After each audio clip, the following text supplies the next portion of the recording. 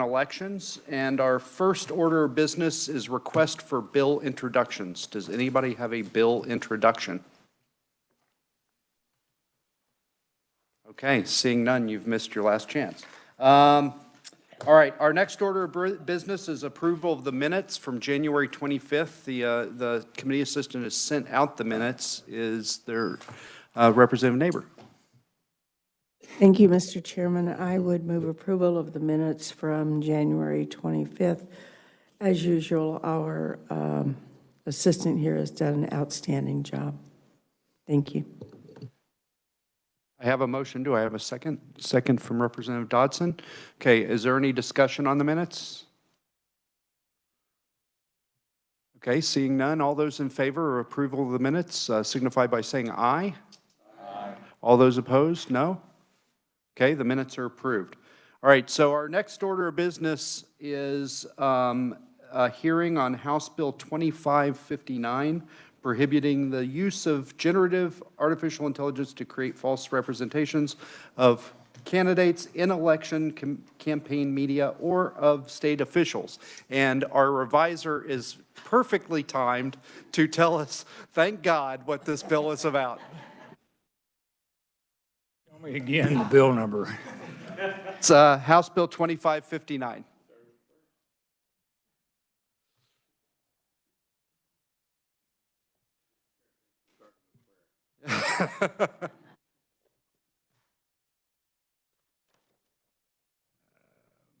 Mr. Chairman, members of the committee, Mike Heim with the Revisor of Statutes Office.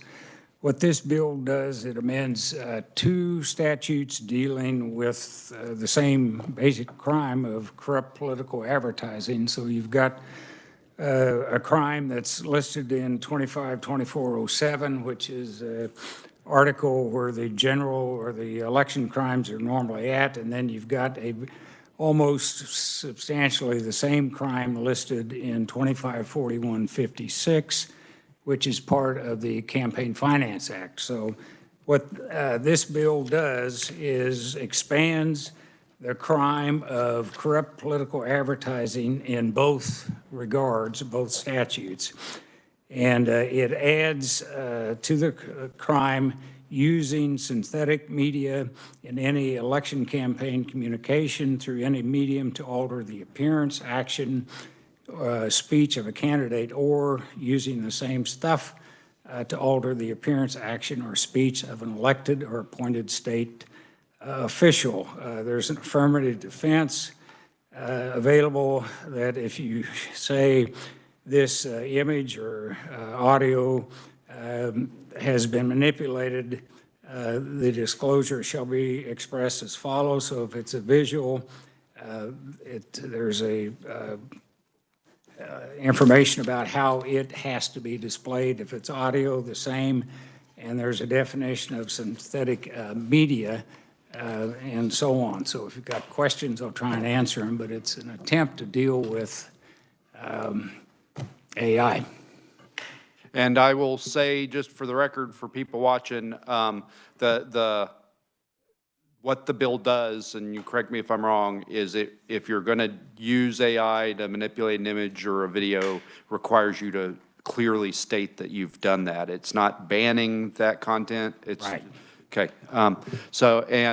Correct me also, this is only for folks who are covered by the Campaign Finance Act, like PACs candidates and it covers also candidates that aren't covered by the Campaign Finance Act. That's the purpose of the statute that's in Article 24. It would cover cities of second class, third class, townships, and so on and so forth. Yeah, what I was trying to get at is private citizens don't have to use this disclaimer as long as they don't qualify as a PAC or as a candidate. Is that correct? Corrupt political advertising, for at least in Article 24, applies if you're advertising in that particular way. Probably ought to let the campaign finance folks address that issue, but okay. All right, I'm done hogging the mic, committee. Is there any other questions for Mr. Heim? Okay, seeing none, thank you very much, sir. So committee, I'm going to change up the order a little bit here at the advice of a very wise man. And I'm going to ask Wendy Underhill and Adam Cusick to come up first from the National Conference of State Legislators to talk about this bill as neutral conferees. Thank you very much for the opportunity to do this. So I am Wendy Underhill. I'm the Director of Elections and Redistricting at the National Conference of State Legislatures, and I'm here with my colleague, Adam Cook. You want to just say hi? Hello, I'm Adam Cook. I'm a policy analyst with the National Conference of State Legislatures. He needs to be here with me today because he did much of the deep research on this. So if you want to sit right here, then I'll call him up if I get stuck. How's that sound? Okay, so it is a pleasure to be here with you. I do have some slides. Maybe we could go ahead and put those up. And for those of you who aren't familiar with the National Conference of State Legislatures, we are the nation's bipartisan organization supporting all of the legislators and all of the legislative staff throughout the states and territories. I do want to say that I have deep roots in Kansas. No, I have shallow roots in Kansas. I went to Wichita State University for grad school, and it's always a pleasure to come back here. And this is the very first state where I got to know some of the staff, and I just know that your KLRD is top-notch around the nation. Just to be clear, NCSL does not make recommendations on any policies that you all might be considering. That would include what we're doing today, but everything else just as well. And secondly, we do take individual requests for information or analysis from anybody, and we do handle those confidentially. So if any of you want to reach out to Adam or me today or at any time in the future on this topic or any other, we'll point you in the right direction if at all possible. Okay, let's go to the next slide and then the one after that. That's what we do, and we'll just go on. So well, I've got about 15 minutes is what I think the plan is. And first I'll offer a quick overview explaining the changing information and disinformation world that we live in. I can tell that Representative Proctor is pretty up to speed on this, and so is Mr. Heim, but I'm not sure that all of us understand what's going on with artificial intelligence. Just say I had to learn it in the last couple of months, something about it. And then we've got a couple of slides on AI and how it works and on the vocabulary. And then we'll highlight legislative action primarily at the state level, but touching on the federal level as well. And my overarching theory here is uncertainty. So whatever else I say, just know there's uncertainty at every part of what we're looking at today. We'll go to the next one, Malik. Okay. I want to start by saying that misleading or downright false information is not new in the world that we're living in today. It goes back a very long time. My oldest example is Thomas Jefferson and journalist or muckraker James Callender from the 1800 election. Just make the point that we are, the media is changing, but the intent of misinforming people for influencing the outcome of elections is not new. And it wasn't new when it went to radio or TV or internet, and so now we're just in a little bit new world. And what I can say about artificial intelligence is that it may make it easier and quicker to spread both good information and falsehoods. So the falsehoods are, of course, inherently bad, and when people cannot tell the difference between a falsehood and a true image or audio clip, that's causes them to distrust even the real stuff, if you see what I mean. It's not just that it's bad to do the bad thing, but also, gosh, if you leave your voters not knowing what they can trust, that's a tough place. And next slide. So one reason that AI-generated content in the political sphere matters is that programs such as ChatGPT or Midjourney are available to anyone, and using these programs requires very little skill. And I can attest to that because I've gone into ChatGPT 2 times and been able to do a little tiny something, and I have no technical expertise. As you all can go play if you want to a little bit. It was maybe fun for a weekend for me, but then I was over it. You could think of generative AI as Photoshop on steroids. So we're familiar with Photoshop that has long had the ability to clean up images or remove extraneous backgrounds, that kind of a thing. AI does that same kind of a thing, but it does it with more flexibility, it does it faster, and it can do it without even starting with a regular image that you're just trying to touch up. You can start it with a word prompt. And let's go to the next slide, I think. That image on the left was made by Adam. And how long did it take you to do this, Adam? About 20 seconds. 20 seconds to do that. And could you say what was that phrase? I was supposed to write it down that you used to get that. Yes, I believe you're referring to creating a prompt, or are you What referring was your to? prompt? Oh, yes, the prompt was a realistic image of somebody playing basketball outside. Okay, 20 seconds, those 5 words, and that's what we got. So I do want to say that over half of American citizens are believing that AI will will increase false and misleading information in the coming campaign. So I think we can all kind of envision that that would be true. So what are deepfakes and how are they created? It is a realistic image or a realistic video or a realistic audio clip that's generated with using AI technology, which of course begs, what is AI technology? Deepfake technology uses AI machine learning to manipulate audio or video to create false but realistic products that look like a recording of individuals doing the things that they're saying are doing, but they really didn't do those things. You could think of it as a forgery, in fact. You can swap a person's face out, you can add lip syncing, and there are many ways that you can make things look real that really never happened at all. So the words, I heard you use synthetic media, I believe, Mr. Heim, and that word could be used for it, and deceptive media and doctored media, and I'm going to guess there's going to be 6 more terms for this as we go forward. So one of my colleagues at NCSL, Heather Morton, is becoming an expert on AI, not just in regard to campaigning, but all of the ways that states are addressing its use.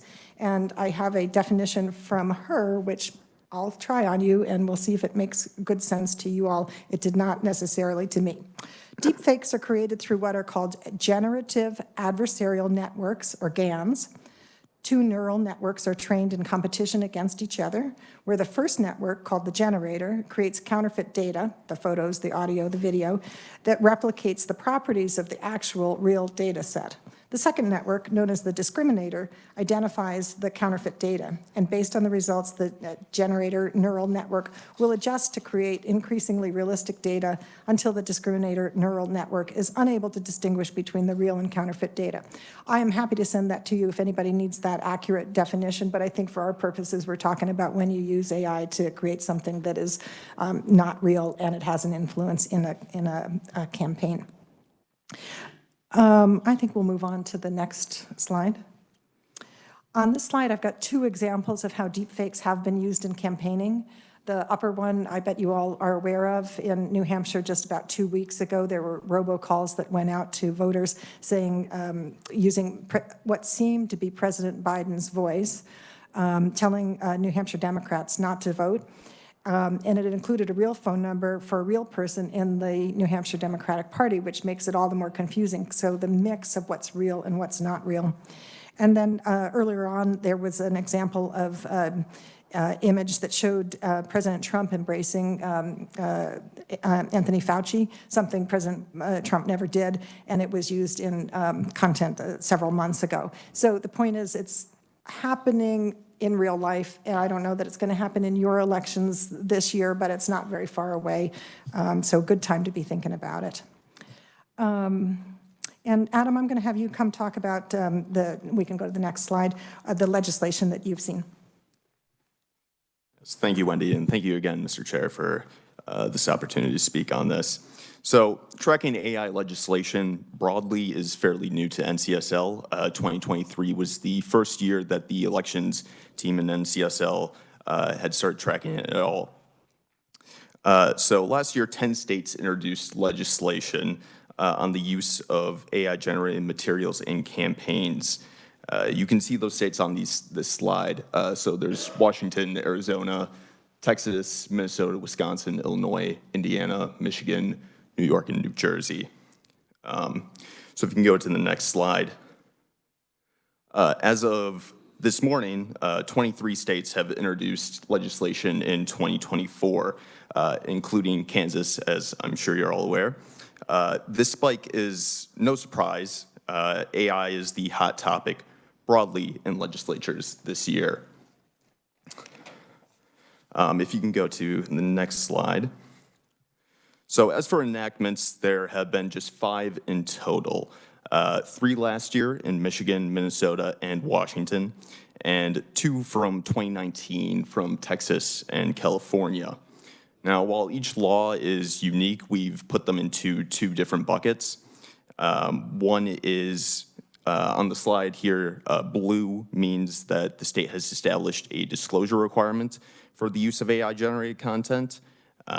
You can think of this almost like a paid ad by XYZ committee on like campaign finance laws. And then the red means that the states have prohibited the use of AI for campaigning for a specific time period. For Texas, I believe that is 30 days, and Minnesota, I believe, is 90 days prior to an election. So I'll turn it back over to Wendy. Thank you, Adam. So any of the details, we'll get Adam back up here if we need him. I want to talk about the next slide now on prohibitions. How do you prohibit it? Well, Texas makes it a crime to create a deepfake video, quote, with the intent to injure a candidate or influence the results of an election. And that kind of language is becoming quite normal with what we're seeing, and again, within 30 days. And Minnesota, similar with that reference to the intent to influence the result of an election, but the 90 days. Next slide. And then as for disclosure, California, Michigan, and Washington are all requiring it on electioneering materials and online content where AI has been used. And if it's video content, it has to stay on the screen the whole time the video is showing. And if it's audio, you have to say it at the front end of the clip and also at the back end, and maybe repeat it in the middle if it's a long clip. Next slide. So those are the things that have been enacted so far. I do want to point out that you can look back in, let's go to the next one. You can go back in history.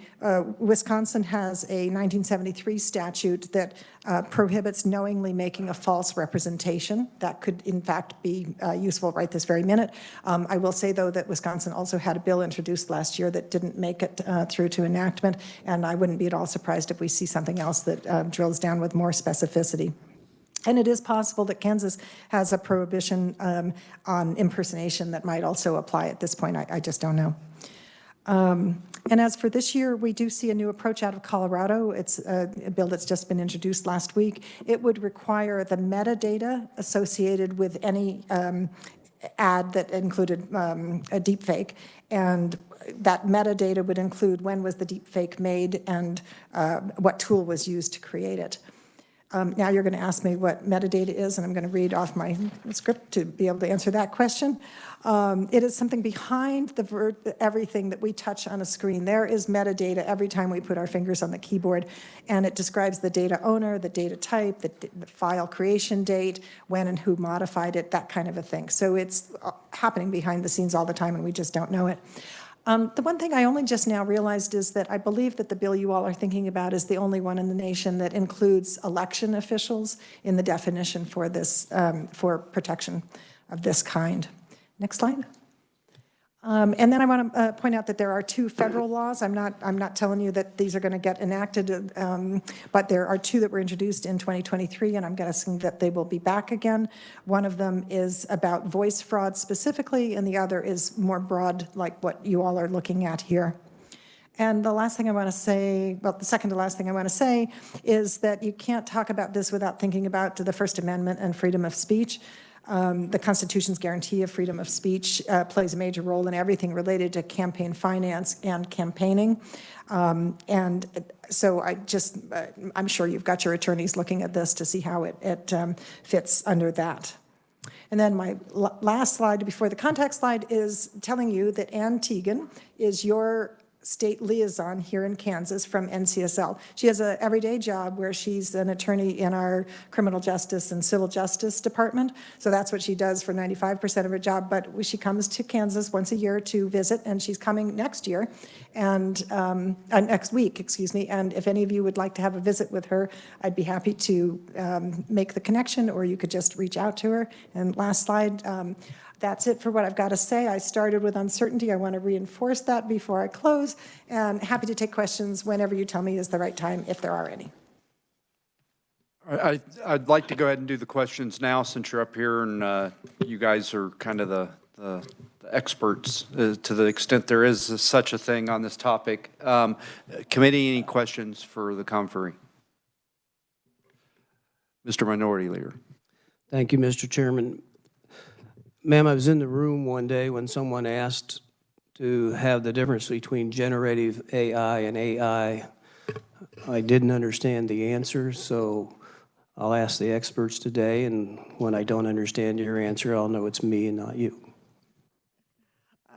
Thank you. I'm going to go ahead and answer as best I can.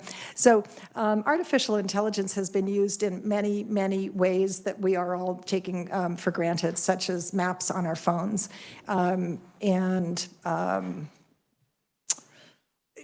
Actually, when we use a chat bot on our phone, so we're going to be in touch with, Best Buy, and they pop up a little thing that says, would you like to chat? I usually don't want to chat with a chat bot, but lots of people apparently do. So there are many ways that straight up artificial intelligence is sort of simplifying much of life or informing much of our life now. When you add that word generative in front of it, it means you're generating brand new content. You're taking something that didn't exist before, like that picture of the woman playing basketball. You're literally, you as the user is asking this generative AI technology to create something based on just the words you give it. And it's searching through all of the images of all of, I'm going to say webland, I don't know where those images are, and drawing from them and saying, I know that you want basketball, I know what a basketball looks like, and creating something brand new that didn't exist before.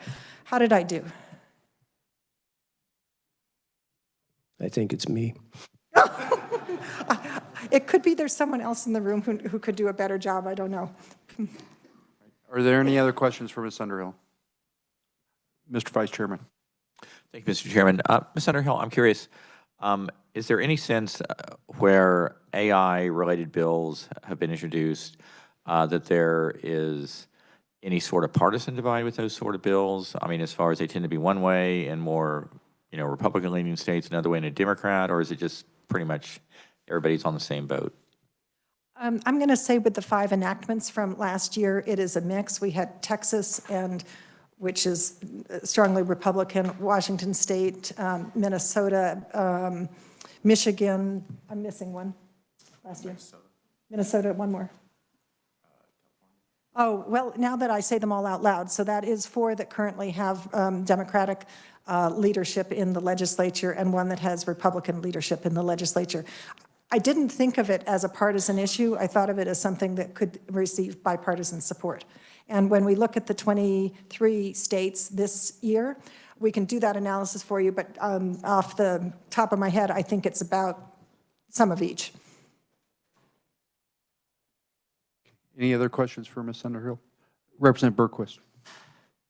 May not be the time for the question, but the thought came to a criminal charge against someone who's doing this within the time frame of an election. But what if they produced it a year ahead and released it or left it somewhere for someone to use? Would that be that's just another scenario?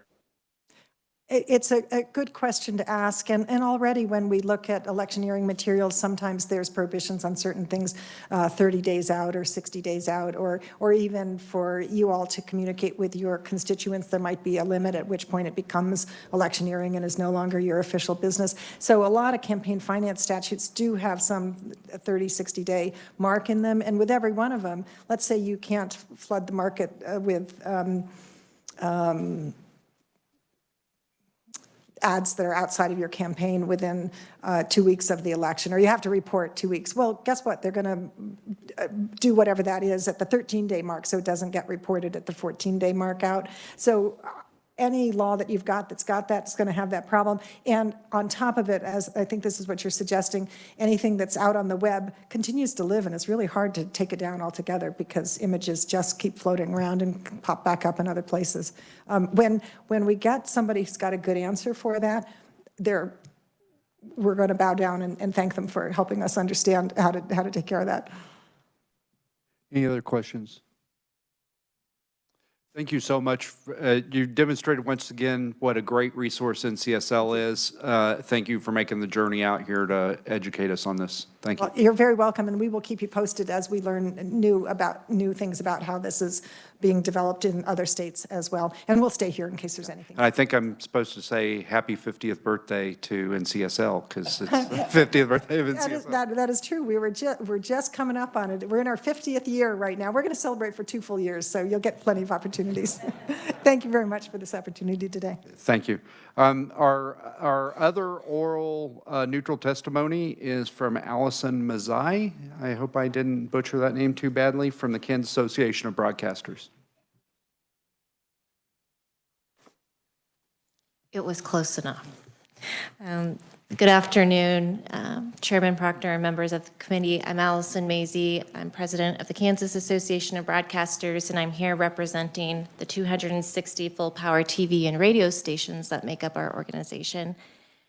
We are neutral on House Bill 2559 so long as it is amended to clarify what we would not want as an unintended consequence of liability. So liability for the content of these advertisements as well as responsibility for these disclosures. So broadcasters support the use of disclosures in advertisements. They already follow federal and state laws in the political advertisements that they're currently airing. However, we want to ensure with the introduction of AI that we're following some similar federal statutes that protect broadcasters, especially during political season. So I think it's helpful to know that under federal law, stations are actually prohibited from turning away federal candidates, and they may not alter those ads. And that's called the no censorship rule. And because there are those requirements, they're protected from liability of that content. Specifically with the AI language in this bill, we're concerned about how will our broadcasters know if AI use is included in these spots? It can be very difficult to detect. So if the disclosure is not provided by the advertiser and it goes on air or disseminated through any other media for that matter, we just want to ensure that the person or organization who is paid for that advertisement is held responsible for the content and disclosure inclusion. So I included suggested amendment language in my testimony. We've actually updated it a bit, so I can send that to you, Mr. Chairman, after this hearing. So it is more inclusive of all media, not just broadcast and newspapers. But that's it. I'm keeping it brief, so I'll stand for questions at the appropriate time. Thank you. Okay, I didn't get even close to your name. I apologize. So are there any questions for Ms. Mazzei? Okay, seeing none, thank you very much. I don't have any other neutral conferees listed to speak. Is there anybody wishing to speak as neutral on House Bill 2559? Okay, seeing none, we'll move on to proponent testimony, and our first conferee is the House Minority Leader, Representative Miller.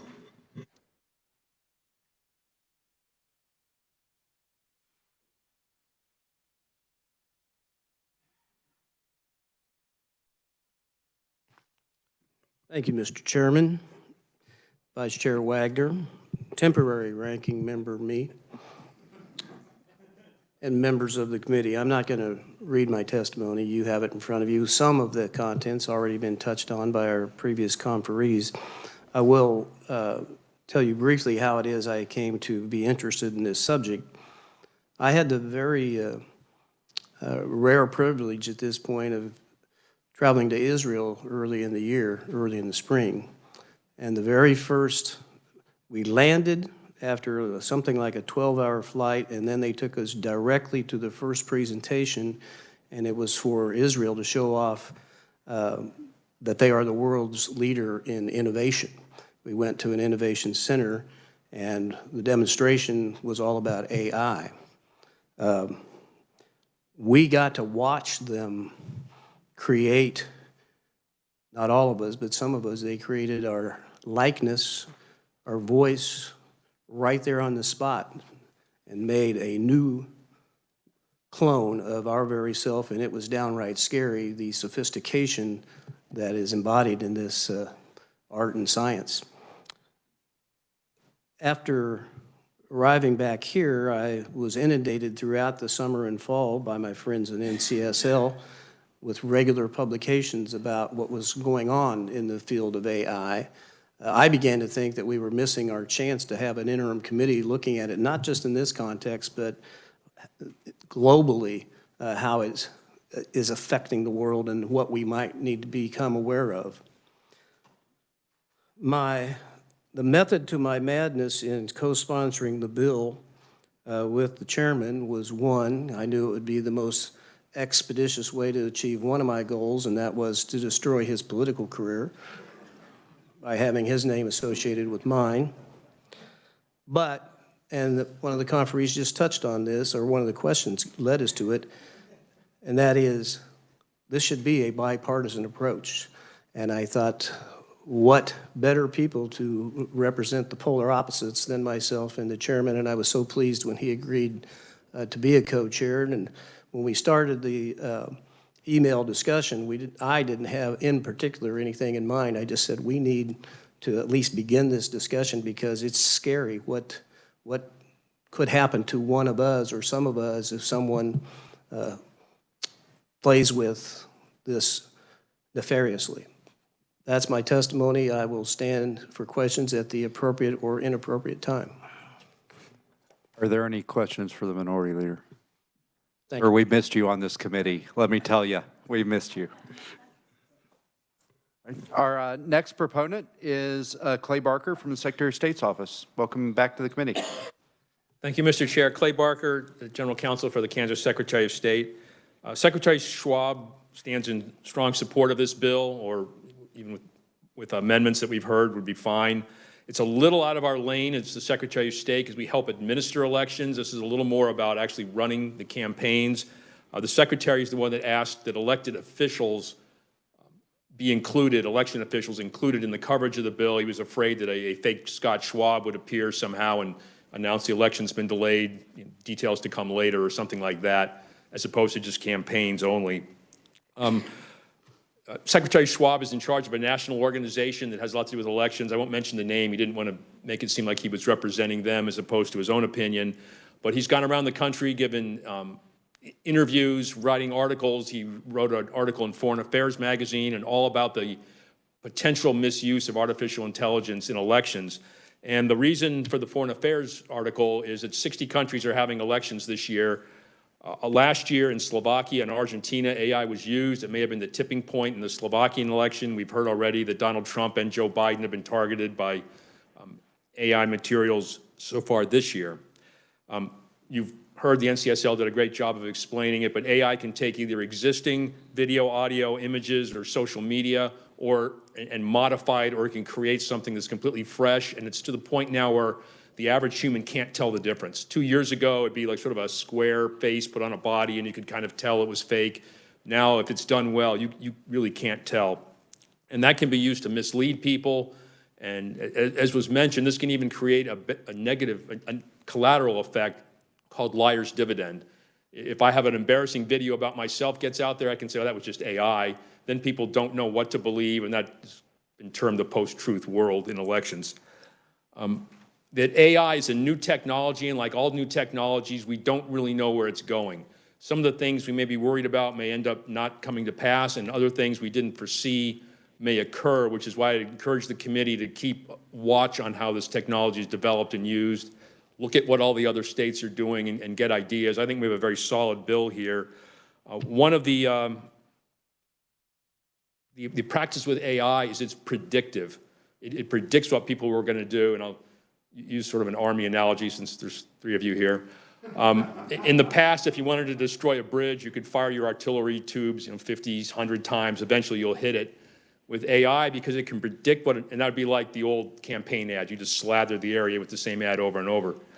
With AI, it can be very precise. It knows it can analyze what each person thinks, believes, based on their social media posts or other things, and precisely target that individual with a particular message in a particular way, kind of like a laser-guided munition. And that can be used for good because it can help get people's messages out more effectively. It can also be used for bad.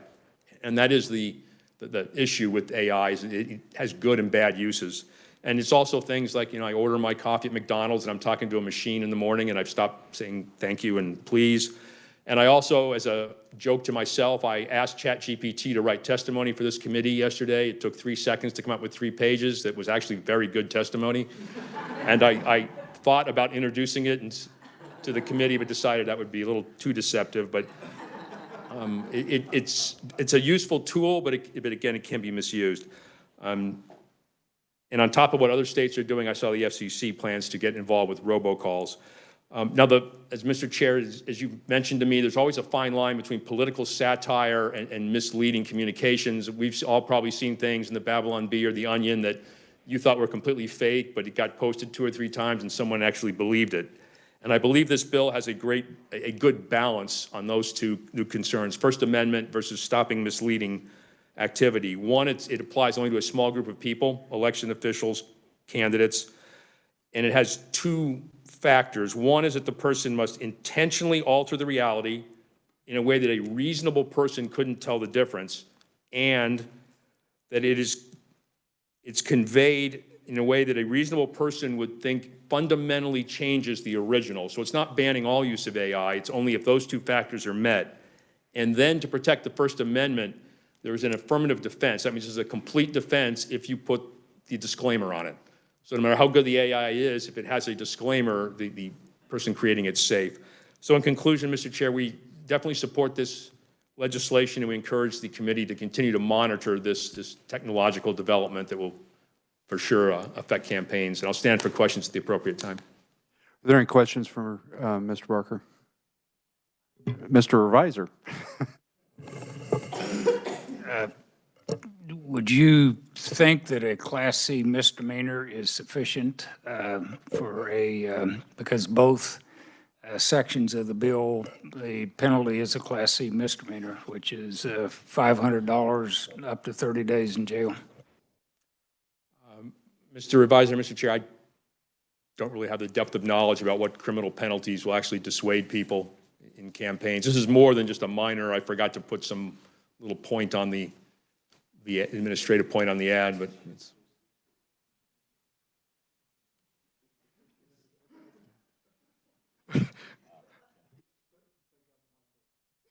Representative Neighbor. Thank you, Mr. Chairman. Does this mean if somebody has taken and put my head on somebody else's body on a card and implied something, because I know it's not me, I don't have those clothes, they wouldn't fit me to begin with, not my style, and so if somebody does that, can I then file a complaint within the election time? Representative, I believe you could always file a complaint. The threshold for whether it's actionable is what a reasonable person would believe. Was that you or not? And the reasonable person is this legal notion that there probably are no actual reasonable people in the world precisely, but it's the notion that it would have to be clearly, it'd have to look like you, and the message would have to be different than anything you said. Otherwise, it blurs over into First Amendment protected speech where someone is just making it sort of a mockery type of message of a candidate, which has been used forever in the American politics. But if they're using my face on somebody else's body, how does that fit? Not at all? If it was clearly your face on a body that's completely different, a reasonable person would say, well, that's not her, then this would not apply. Thank you. I think this is a great conversation because this is a challenge with this. When is it synthetic media, and falls under this act, and when is it just somebody with Photoshop being a smart aleck, and is it for the intent of influencing the campaign? So this is a great conversation. Okay. I think being misleading please. is sort of the key focus of this.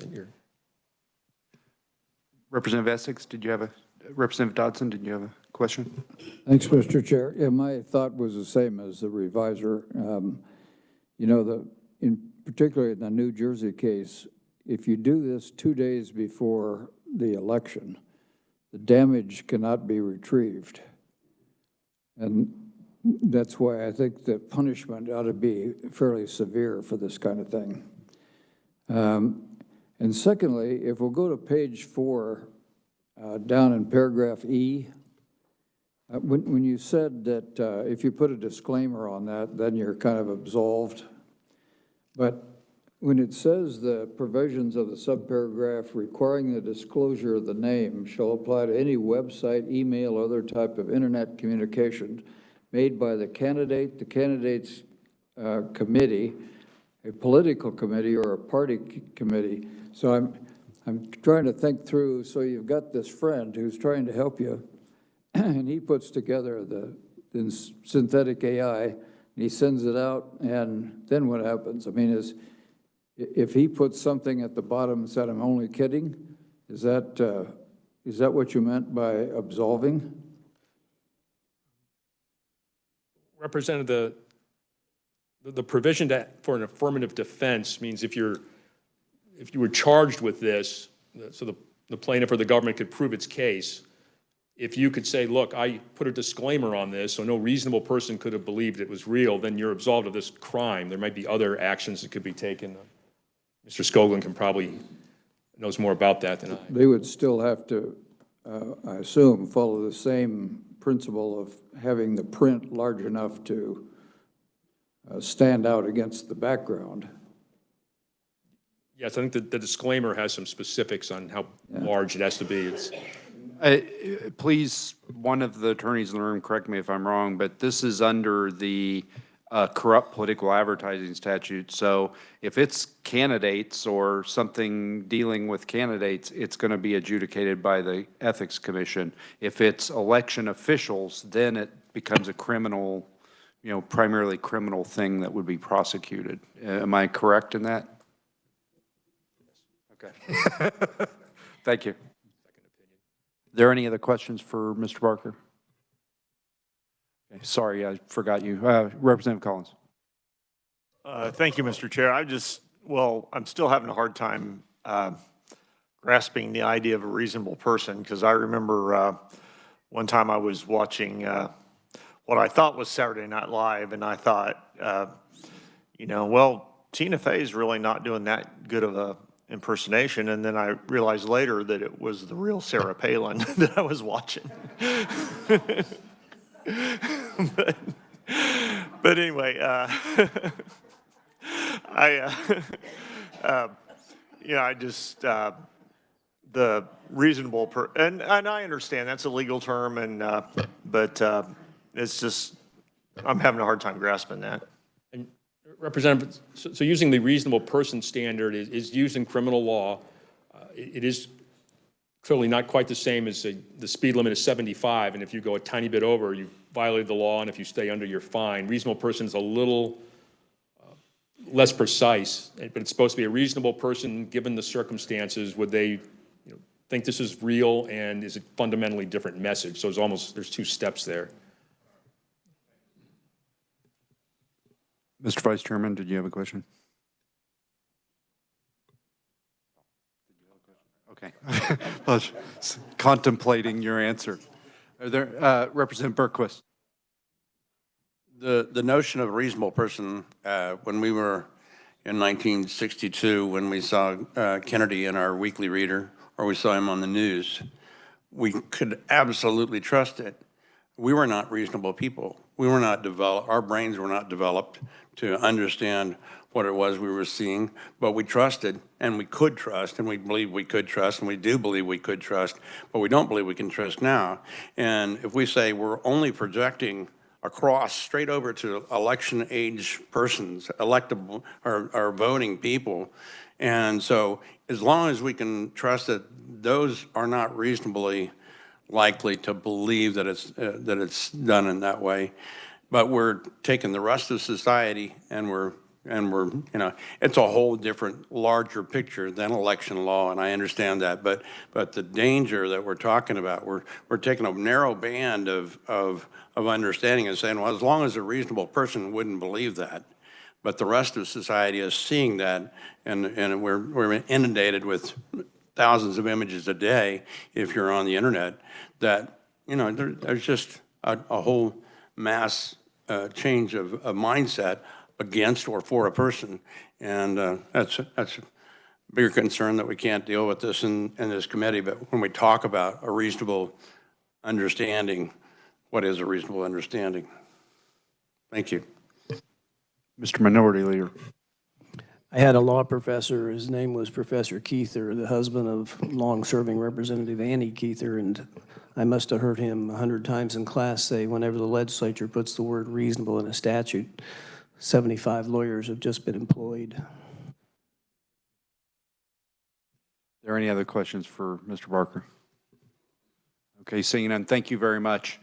Committee, I direct your attention, well, first of all, is there anybody else wishing to speak as a proponent on this bill?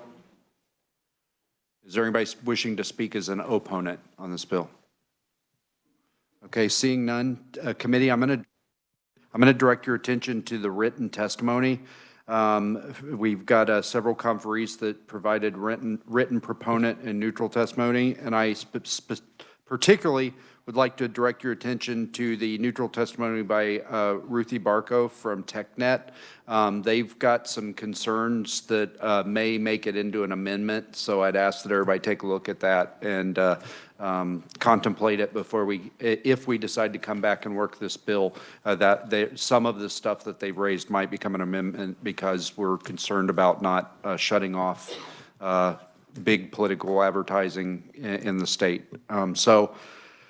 With that, I'm going to close the hearing on House Bill 2559, and I'm going to open the hearing on House Bill 2576, and I would ask the reviser to give us a rundown.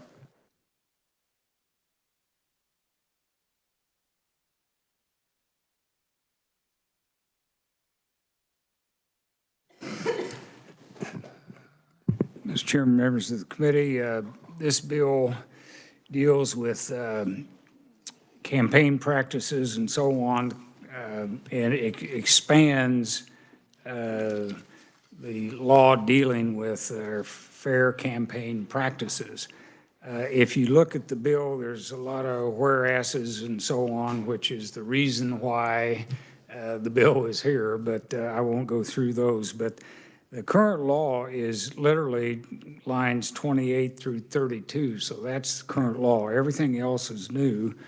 And what the current law provides is the commission shall prepare a statement of fair campaign practices to assist candidates in the proper conduct of election campaigns.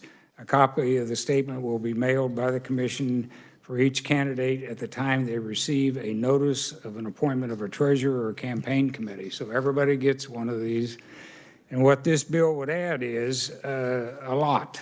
It would say that the statement of fair campaign practices shall include a pledge by the candidate not to use synthetic media to alter the appearance, action, or speech of another candidate. The statement of fair campaign practices may be signed, so it doesn't require it be signed, by a candidate and submitted to the commission, so that's voluntary. Upon receipt of any signed statement, the commission shall publish these signed statements with the candidate's name on the commission's website. All such statements shall be published in a manner that you can search and so on. Any candidate who's aggrieved by a materially false statement made by another candidate or other person or organization, or by the use of synthetic media by another candidate and so on, may bring an action in the court of competent jurisdiction. It lists what relief you can get, which is a little bit hard to understand in my opinion, but anyway, maybe it's clear for others. It says statutory damages in the amount of the aggregate of the filing fee paid by the candidate who filed the action, and an amount equal to the total cost incurred by the defendant for publication of the false statement, including costs of the materials. You can get an order that the candidate would allow to send campaign materials to all persons who received the false statements or synthetic material, and you can get injunctive or equitable relief. No action may be brought against any candidate who's not signed and submitted the statement. So one way to get off the hook is not to sign this thing. There's a definition of material false statement and a definition of synthetic media. If you've got questions, I'll try and answer them. Are there any questions for the reviser? Thank you for the succinct breakdown. Our first proponent is Representative Mary Lynn Poskin. Welcome to the committee.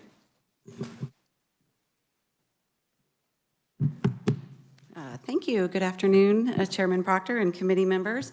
I want to thank you all for the opportunity to testify in support of House Bill 2576. This has been a long time in the making. I first introduced this legislation in 2021. It stems from the first time that I filed for office. You know, if you remember that, the nervous and exciting time when all you're thinking is, am I going to really do this? And then you get this letter from the Ethics Commission, and you're like, yeah, okay, this is happening, I'm doing it. And I was really excited. I'm an absolute fan of fair practices, being honest, being truthful. And so I read the statement and reread it and made sure I can do all of these things that it says, signed it and sent it in. And then I reread the letter that came with it and stopped at the lines that said that it was optional and there's no mechanism for enforcement. And I was like, well, I get it being optional. You don't have to agree that you're going to run your campaign in a fair, honest, and decent manner. But if you do, I think that maybe there should be consequence for not following what you have signed and pledged to do. In my estimation, the campaign fair practice statement is basically a pledge to voters, and it's a contract with your opponent. So the bill requires an update of the statement of fair campaign practice. I have one on the, put one out in case you've forgotten what they say, because there isn't something for AI. And I wasn't picking on you, Chairman Proctor. I was going to do a list and see who all had signed them, but a shout out to the Ethics Commission because they are easier to find, but it's not comprehensive. So I think a voter should know if the candidate for a race that they're interested in has agreed to run fair campaign practices or not. So it requires an update of the AI that we are looking at today in general. It requires that the statements be published in a manner that any, let's say, reasonable voter could find out whether a candidate had done that or not. Most importantly, it creates a cause of action. In other words, an enforcement mechanism which is responsive to the unique nature of election cycles, which might be, the reviser that originally did the bill was Jason Long. So we worked a lot on how that would work. For candidates who violate the statements that they have voluntarily agreed to abide by. And I do want to make a clarification here because I got a question from somebody who was submitting testimony. The intent was for the cause of action only to be able to be filed by a candidate in a race against their opponent in the same race, not any candidate anywhere filing something against somebody else in another district and another race. So the bill is based on legislation that has passed in other states in a bipartisan manner, particularly New Hampshire's. A lot of the whereases in there came from the New Hampshire bill, and I really feel like it's an anthem outlining the need for the bill, as the reviser stated. I firmly believe that creating consequences for candidates who use materially false statements and violate the fair practices to which they have agreed will improve the quality of information for voters when they're making their decisions, and it will also be telling when candidates choose not to sign the statements and be helpful for voters to make decisions on which candidates do not. I think I will read just the first two whereases because I think they're really pertinent to what we're trying to do here. Whereas Kansas citizens deserve integrity not only in the election process, but in the presentation, publication, and promulgation of information where candidates seeking public office. And whereas the deliberate publication of false information by political interest to influence election outcomes misleads the public and undermines the integrity of our elections. Committee, I thank you for your time, and I welcome questions at the appropriate time. Are there any questions for Representative Poskins? Representative Neighbor. Thank you for bringing this before us today and for the last couple of years. My question is, okay, you said it was between the two candidates filing against one Or or the three, other. or however, you know. Okay. But if one signs the pledge and the other one does not, how's that going to How do you see that working? So the candidate who is aggrieved, if their opponent has signed, then they have a cause of action. If their opponent has not signed, they have no cause of action because that opponent has not agreed to abide by the fair practice statement. So you're out of luck, except for regular, courses of action, which are very difficult for political speech. I agree with the premise, but I'm not sure how enforceable this can be if one does and one doesn't, unless there's a way to publish that somebody did this even though they hadn't signed. It's kind of the unknown of who's going to take responsibility and who's not. That's my concern. Sure. So if a candidate does not sign this, they are not subject to the cause of action that's outlined in the bill. And so that's their prerogative. And I mean, and it is optional. So that's their prerogative, and if you are wronged along those lines, but they have not agreed to abide by them, it's the agreement to abide by the Statement of Fair Campaign Practices that brings in the cause of action and the particular manner in which you can bring that cause of action. Whereas in other instances you might have a lot of difficulty. It varies. Look at the statement. You can't libel, blah, blah, blah. I actually reached out to the reviser when I was doing this to ask about First Amendment, and his answer was, if this is something the candidate has agreed to by signing the statement, the First Amendment concerns are alleviated, from a February 5th, 2021 email with the reviser. I wish we all had that integrity. Thank you. You're welcome. Thank you, Mr. Chairman. Committee, the reason that I put these together is first because they both touch on AI, but this is sort of two alternative approaches to this issue, right? The one approach is Ethics Commission or a prosecutor. The other approach is, if you do this, you're going to get your butt sued by your opponent, and they're going to have a cause of action, because she's very right. I mean, the hurdle for suing your opponent for saying something untrue is incredibly high. I mean, just incredibly high, because we're very deferential to speech, and so. And if I may follow that up, I would say that the candidate who's agreed that wants to do the cause of action, they have to file fees and get an attorney, all that kind of thing. So I would envision in practicality that it would be that, let's say we're in a primary together and you say something terrible and you had signed the thing. Clearly wouldn't happen, but I would probably come to you and say, this is false. Here are, this is why it's false.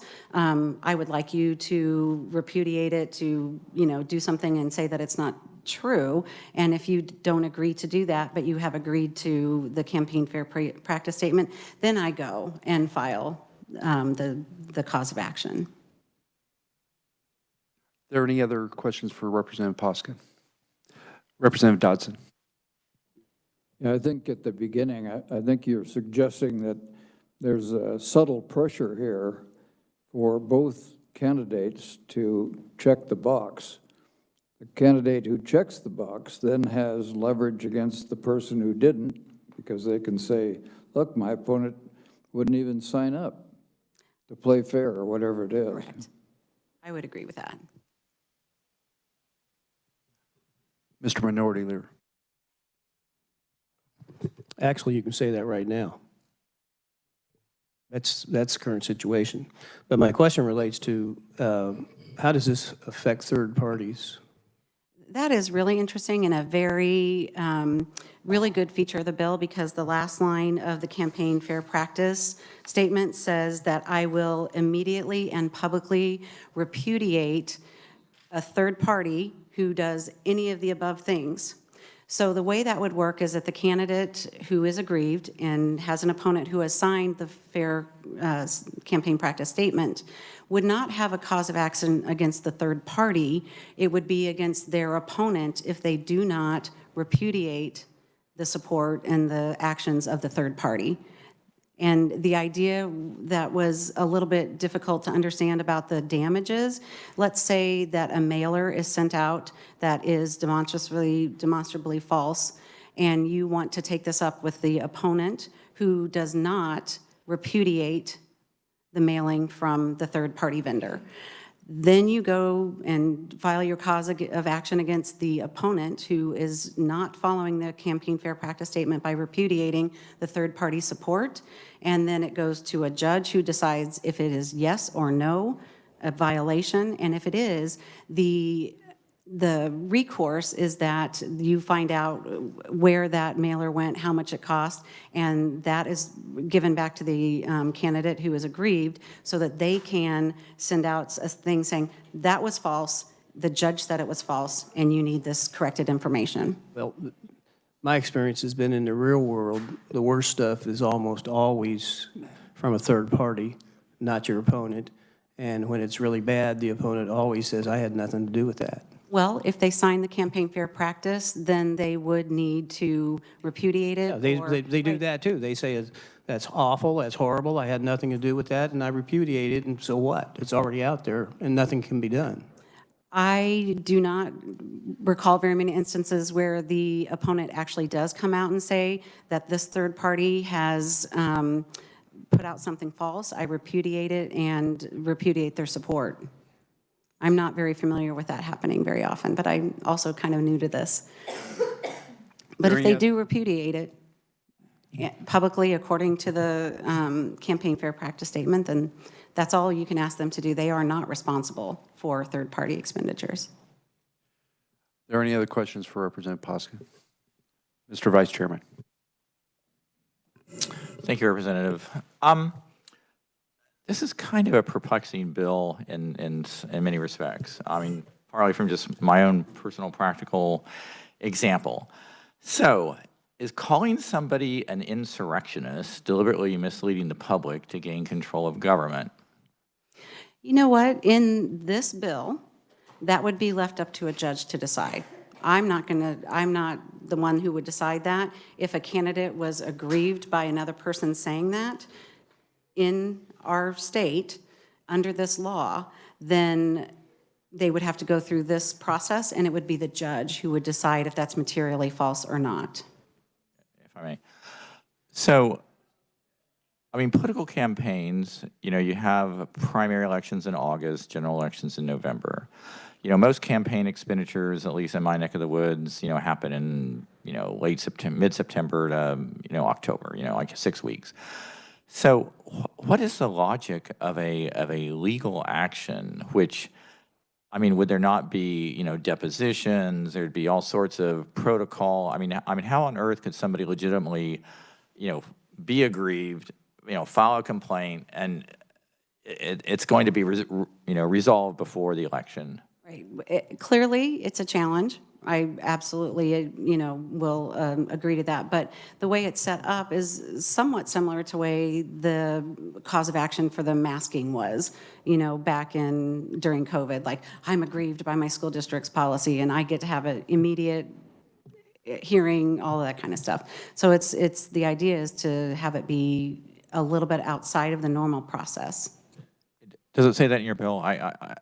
It has a special. I think it does. Like a special. The revisor told me it did. Okay. But again, if it is unclear that that's the intent and you choose to work the bill, certainly, you know, amendments to that effect to make it very clear what the process is and what the outcome is would be greatly appreciated and invited. Is it not the fact that this bill, you know, are the, you know, put it as law, and again, it's totally, to me, it's very idealistic, I think very well intentioned, but just that, like, rather than debating the issues of the day, it becomes a food fight about, you know, who misled somebody or signed a campaign pledge and didn't live up to it, you know, versus, you know, the actual issues of the day. I mean, do you not see that as a danger? I see it as a danger, but I see it more of a danger that the issues are convoluted and materially falsely presented. Okay, but is not, if I may, I mean, political campaigns are notoriously contentious, or they can be contentious. I mean, particularly if you're in a district, like, I don't know, maybe you are, or I'm maybe somewhat, but, you know, where it's very contested, you know, it's not plus or minus much, you know, R or D, that where I mean, people say the darndest thing, and outside groups say that, I mean that, you know, and you're sitting there trying to sort of separate your political self from your sort of analytical self and think, you know, that's the biggest bunch of hooey I've ever, you know, I mean, that's even, you know, how do they get from point A to point B?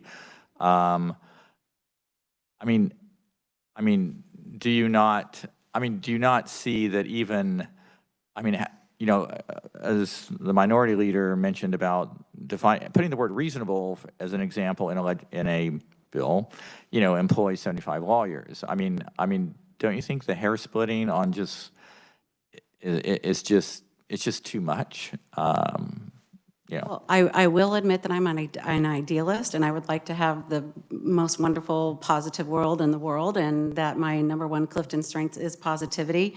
But as we go down deeper and deeper every election year into these depths, and we have tools like AI at the nefarious folks' disposal, I would hope that there would be some deterrence in this. Would you be acceptable to an amendment that would have political parties sign such campaign statements and be suitable for cause of action? If you all want that. Okay. The basis, of course, is the fair campaign practice statement as it exists today, with hopefully the addition of the prohibition against using AI or synthetic media, I think is what it technically says in the bill. But that would be at the discretion, of course, of the committee. Just, my final thing. I understand. It's just, having been through 3 campaigns, one of which was maybe relatively clean, the other 2 were relatively dirty. I mean, having an opponent who signs this pledge is virtually meaningless. I mean, you can make it an issue against him, and I would almost say, why would somebody spend money on a lawyer to take a thing to court? I mean, why not just blast back in the media, you know, what a two-faced son of a gun this person is, because they say one thing and do another. And I mean, you could even do a little AI image of like, they want two heads, as long as you had a disclaimer. Yes. But anyway, but again, I generally appreciate, you know, you're bringing this forward, but in my humble opinion, it's very impractical. Thank you. So so when we were preparing to consider this bill, there were 2 things that came up as alternative futures if this were law, and I want to throw them out to you just to hear what you think about them. The first one is every time somebody says something damaging about you, your best tactic is to go ahead and go file the suit, because, you know, I've now got a cause of action and it's going to go to court, and I'm at least getting it out there that I sued you because the thing that you said that's so outrageous is clearly false, right? So it would create this perverse incentive that, you know, if I don't sue, it must be true, because I'd have a cause of action if it was false. So I'm like, you've created a perverse incentive to sue on every negative thing that your opponent says. And then the other alternative, yeah, go ahead. You can False, not negative or damaging. They have to be material. Well, but you know, if somebody says something negative and damaging about me and I don't sue, and you've signed that statement, I'm tacitly admitting that it's true. So you create a perverse incentive for everybody to sue every time something bad's said about them. How would you respond to that? I would also point out it's not bad or damaging or negative. It has to be materially false. It has to say, I have 4 noses across my face when I have 1. So it has to be materially false.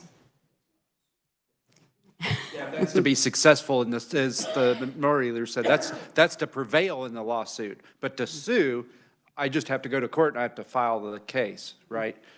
So the other thing that came up is a potential alternative future should this pass, is nobody is ever going to sign this thing, because they're going to do the risk analysis that the risk of being attacked by my opponent for not signing this is much smaller than the risk that, because we've created this perverse incentive to sue, that I'm going to get my butt sued and I'm going to have to pay a bunch of legal fees. Sure. Well, what I would say is that right now they are worthless. I mean, they're just out there and they don't do anything. So without consequence, maybe we don't even have it anymore. But I'll continue to sign them. I note that I didn't do one for my last campaign. Apparently, I forgot, You know, or I missed the letter from the ethics department. You so know, I haven't done I'm one not since certain that we 2020. get new ones every year, and perhaps pardon? It's when you appoint a treasurer. Okay. So you have not missed anything, and you are in good standing on your campaign fair practice statement. Thank you. All right, any other questions for Representative Collins? Thank you, and not that I'm planning on doing this, but if you sign one, can you rescind it? I don't know if that's an option now, but I would expect it could be. Let's amend it. Like I said, I'm asking for a friend.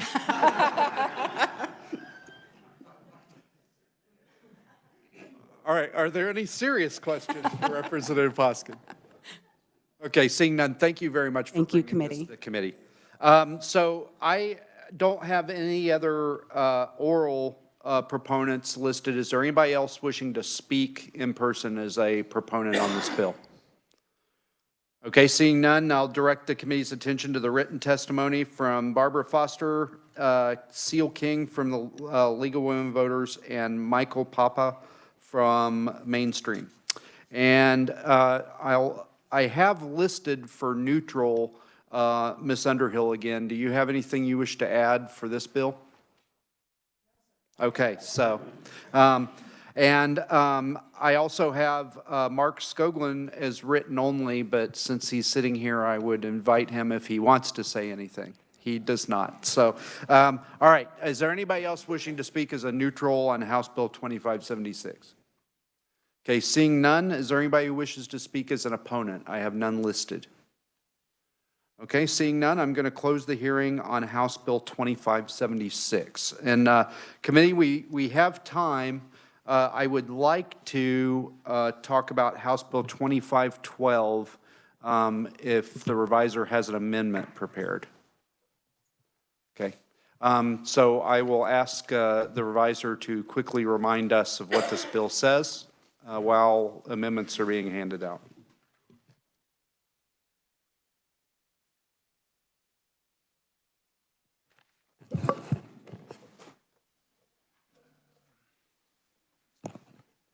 Mr. Chairman, members of the committee, this bill deals with in-person advance voting, and the amendments would provide the bill as it was introduced would change the time frame for in-person voting, and basically right now you can vote up until the day before at noon, and this would say that you would have to vote the second, basically the Sunday by 7 p.m. You want me to go into the amendments? Okay. The chair would entertain a motion on House Bill 2512. What would you like to do, committee? Mr. Vice Chairman. Yes, I would make a motion that we pass 2512 favorably. Okay, I've got a motion and a second from Representative Underhill. Discussion. Committee, I have an amendment and that you have before you. And per our conversation during the hearing, what this amendment would do is require at least 4 hours of early voting on the Saturday before the election. And that would happen immediately. And then beginning with the 2025 election cycle, the Monday would go away. So that this is, the purpose is to address this issue that, it's going to take time for voters to figure out that the timeline has changed and we don't want to change it in the middle of this election year. And so we're adding time this year and then taking the Monday away. And I would just remind everybody that the reason that this bill is before us is because the clerks have testified in this committee that, especially in rural counties, it's difficult to continue to do elections up to noon and then reset all the poll books and get all of the polling places set for the next day. And so, Representative Neighbor. I know that there were several that said they didn't do these on Saturday. several of the rural areas because of staffing, or they just hadn't done it. Have they all agreed to back up and comply with this on Saturday? So I have not done a poll of all 105 counties, fair disclosure, but I raised this possibility with the Clerks Association. In this committee testimony, or during testimony, Rick Pifo said that they would be okay with it. And I also talked to a large group of clerks over at the Secretary of State's office when they were here for their day at the Capitol. I spoke to them and raised this and had this conversation with them. So I don't have a, I don't have a poll of 105 counties, yes or no on it, but the association has indicated that they are okay with this. And so the part that would go into effect this year is what? 4 more hours of voting on Saturday, mandated. Okay, but it's not going to change Monday, and then next year, the Monday goes away. That's correct, Representative. And they're going to be sure and send out cards to all voters to let them know this is in the process Yeah, of what's happening? every county I've ever been associated with or in, the clerks advertise when polls are open and when voters can vote. I know the Secretary of State's website, they very clearly state when you can vote and when early voting begins and ends. And I know as a candidate, I pester the heck out of my constituents so they know exactly when they can vote, and I imagine most candidates would do that. So that's why I'm given that that's why this amendment would give that additional year for that word to get out. Thank you. Okay, are there any other Representative Essex? Thank you, Mr. Chair. There's a little discussion about the confusion of second day preceding the election. Were we going to change that possibly to 2 days before to make it clear? I don't have that amendment prepared. Okay. Yeah, I don't have that amendment prepared. So as it stands now, that Sunday evening is when the ballots have to be in. Any other discussion? Representative Hoagland. There was some question about whether all of the ballots needed to be in by that Sunday evening when voting actually occurs on Tuesday. Did we get that straightened out? So talking to the revisers, there's a different term in statute for mail-in votes versus early advance ballots, and these are early advance ballots. And would you like to elaborate, Mr. Reviser? Sure.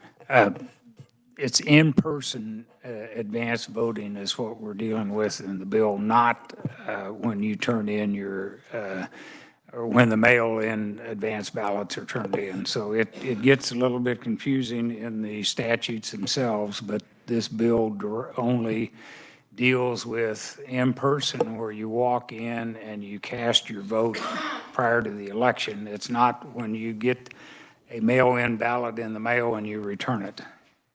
You still have 3 days after the election to be counted.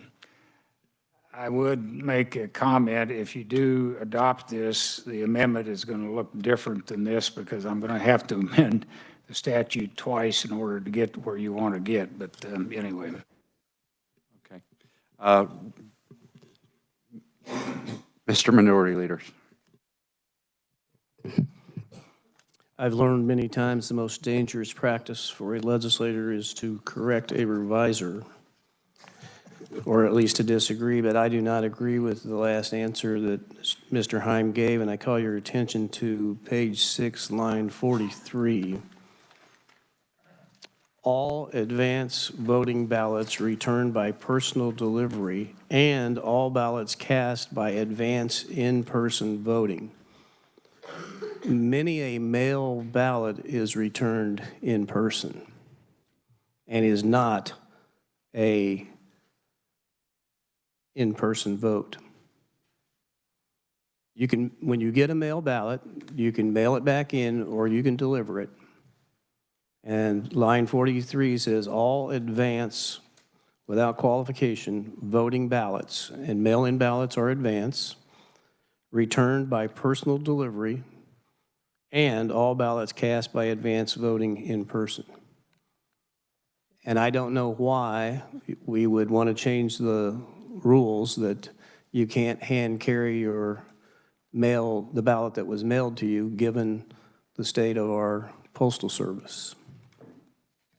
probably need to strike on page 6, and just provide all ballots cast in advance in person and leave the other one out. Let it be recorded that I have now successfully corrected the revisor. All right, so committee, what I'd like to do is I'd like to move this amendment, and then we will talk about a possible additional amendment to correct the issue that Representative Miller had. So is there any more discussion on this amendment before I move the amendment? Okay, seeing none, committee, I will move my amendment. Is there a second? Second from Representative Underhill.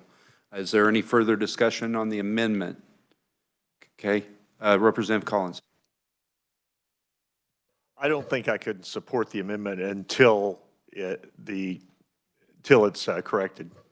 So the correction is not in the amendment. The correction is in the base bill. So his issue on line 43, that was text in the original bill. So what I'm asking for the committee to do is to approve the balloon amendments that are on this amendment, and then we will hear a motion to fix that language on line 43, if that makes sense. Because the error that I agree with from the minority leader is not part of this amendment, it's part of the base bill. Or if you'd prefer, I'll withdraw my motion, we'll fix that, and then we'll vote on this amendment, whichever you would prefer. Well, I would feel better about that. Okay. All right, so I'm going to withdraw my motion for a moment, and I think we have a amendment from the minority leader. Mr. Minority Leader. Thank you, Mr. Chairman. I would move on page 6, line 43. We strike, beginning with the word all advance voting ballots returned by personal delivery and stop there. All right. So is there any discussion on the proposed amendment or any questions? Okay, Mr. Vice Chairman. So I guess my question would be, striking this wording, So have you moved your motion? Okay, I apologize. I didn't hear you move your motion. So I have a motion, I have a second, now discussion. I apologize. Mr. Vice Chairman. okay, so if we're taking out the words in line 43 of all advanced ballots returned by personal delivery, is there another place in statute where it says when those ballots are supposed to be returned? So if we're just focusing now on ballots cast by advance in-person voting, it's not like somehow we've deleted some necessary wording about advanced voting ballots, is it? So I will lean heavily on the revisor, as I am off to do, but the mail-in ballots can be hand-delivered until end of election night when the polls close at any polling place or drop box. Mail-in ballots that are mailed continue to be accepted for 3 days after the election. And what we unintentionally did with this bill was also set a deadline of Sunday night for handing in your advance ballot, which was unintentional. Okay. All right. Is there any other discussion on the amendment? Okay, seeing none, do you close, Mr. Minority Leader? All right. All those in favor of the amendment by the minority leader signify by saying aye. All opposed, no. Okay, now committee, I would like to move the amendment that you have before you, that, as I said, it adds 4 hours on Saturday, and it doesn't remove the 4 hours on Monday until 2025. Will you renew your second? Okay, so I've got a motion and a second. Is there any discussion on that amendment? Okay, seeing none, all in favor of the amendment signify by saying aye. Aye. All opposed, no. Okay, the amendment passes. We're back on the original bill as amended. So, Mr. Vice Chairman, will you renew your motion as amended? Yes, I move that we pass the bill as amended. And Representative Underhill renews his second. Is there any discussion on the bill as amended? Okay, Mr. Minority Leader. Thank you, Mr. Chairman. And the committee, coincidentally, you committee may recall that I was able to sit in when this bill was heard. I have a continuing concern for, well, first of all, let me say I empathize with the flood of voters the flood of votes that are cast on the Monday preceding the election, and I empathize with the clerks on wanting to address that confusing situation. However, I do think we should still have an opportunity that when the need arises, a voter can still cast that last second vote, particularly those that are called out of town, truly absent.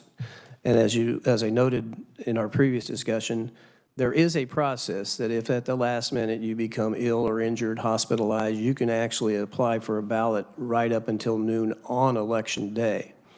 So I'm not prepared to offer an amendment today, not being a regular member of the committee and not, well, but what I will say is that I would hope to be able to work what will amount to a friendly amendment that I can offer on the floor that under verified circumstances, a voter needing to be absent can follow a similar process to those we do now for sick and disabled. I personally would welcome that amendment on the floor. I think that's eminently reasonable. Is there any other discussion on the bill as amended? Okay, seeing none, I'll close on my motion. Or, I'm sorry, it's not my motion. Mr. Vice Chairman, do you close on your motion?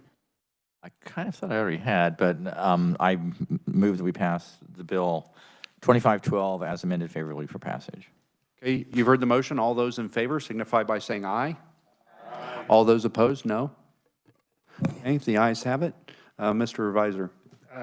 Just a reminder, the bill is going to look different because I'm going to have to amend 2 statutes twice because of the delayed effective date of, so it's going to be a bigger bill than what you've got in front of you, but the effect will be the same as what you've just done. Is there any objection to the revisor making that technical change? Okay, seeing no objections. All right, committee, I'm going to, because we are very close to the end and I very much like to end on time, I'm going to delay action on 2516 until our next meeting. And I would also like to take up 2517 at our next meeting. I don't think we're ready for prime time yet on these AI bills. I think we need to speak with the revisors a little bit and maybe offer some amendments. So we won't be working that on Tuesday, but we will be working 2516 and potentially 2517. 2516 was raising the threshold for independent candidates, and 2517 was removing the treasurer from the paid-for statements. So with that, committee, is there anything for the good of the order? 5 minutes to 5 on